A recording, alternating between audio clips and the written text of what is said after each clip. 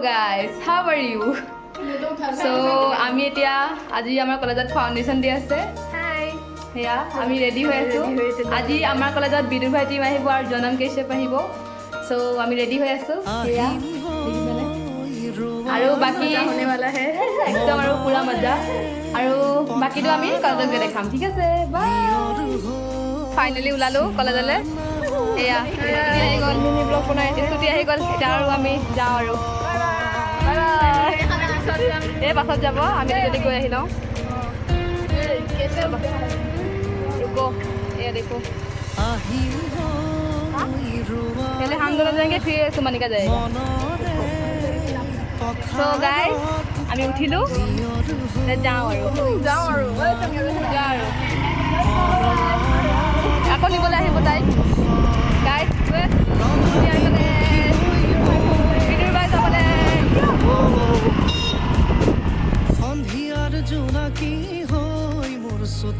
Guys আহি পাই গ'লো ফাইনেলি দেখো চাব দে ছোৱালীকেইজনী सब गाइस सभी खत्म पिनसे देखिछने ये देखो स्टिल ट्रांसफर भी वैसे है देखो আৰু আমাৰ গেংটো মানে ইউনিক আমি মানে জিতছো দেখিলে গাইস আমি মানুহ কি ইমান গৰম নোৱাৰি মানে ইমান গৰম guys I love Debraj Roy college দেখো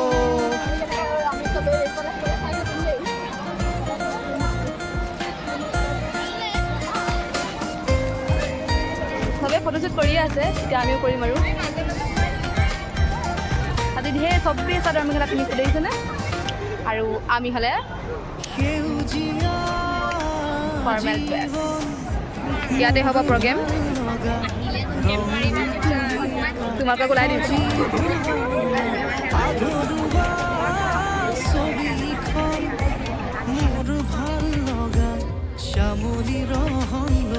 নাচি থানা ও তুমি বিশাল পথাৰৰ বীজ মোৰ ও তুমি অতি চেনেহৰ ঋতু মোৰ আহিন যেন মোৰ হৃদয় আহিন হৈ ৰোৱানা মনৰে পথাৰত নিয়ৰ হৈ সুমানা মৰমৰ পৰশত প্ৰভাতী পক্ষী হৈ মোৰ পুৱাবা সন্ধিয়াৰ জোনাকী হৈ মোৰ চোতা ভৰাবা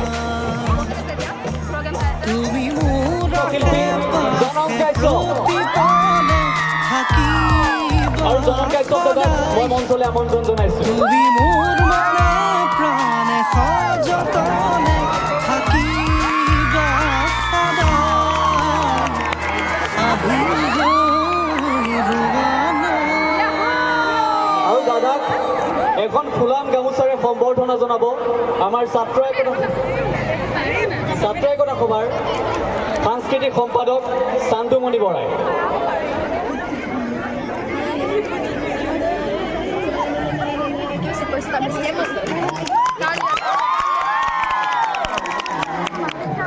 ইয়াৰ পাছতেই জনম কাশ্যপ দাদাক এটা জাতিৰে সম্বৰ্ধনা জনাবলৈ মই আমাৰ ছাত্ৰ একতা সভাৰ উপ সভাপতি নীলাভ নয়ন সন্দিকৈক অনুৰোধ জনাইছোঁ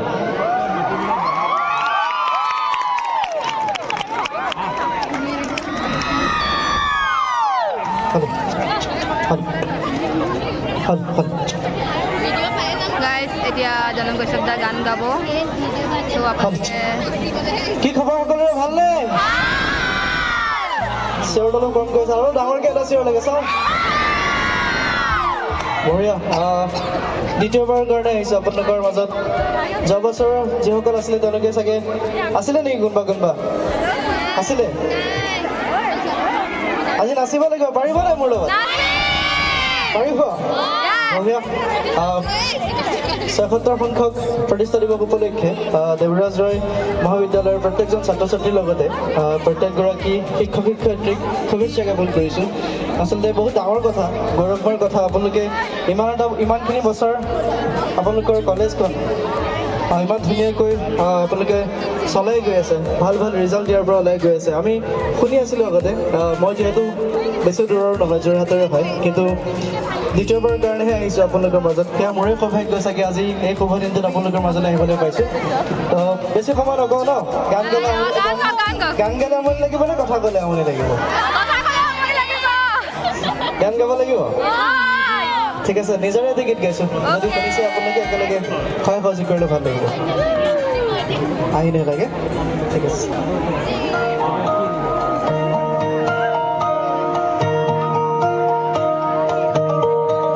হাত চাপৰি দিব পাৰিব একেলগে চাগে?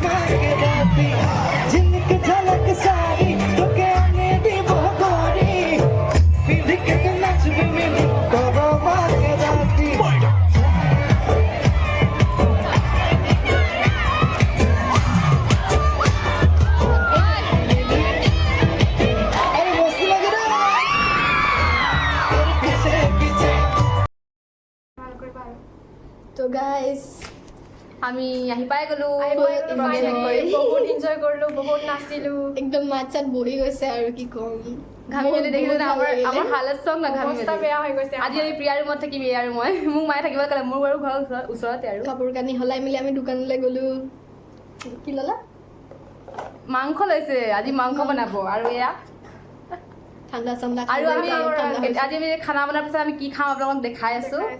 চ' আমাৰ ব্লগটো যদি ভাল লাগে লাইক কমেণ্ট কৰি দিব আৰু শ্বেয়াৰ কৰি দিব আৰু অ'কে, আমি খানা খাওঁতে দেখাম, বাই বাই গাইছ। আমাৰ মাংস হৈ গ'ল, এইটো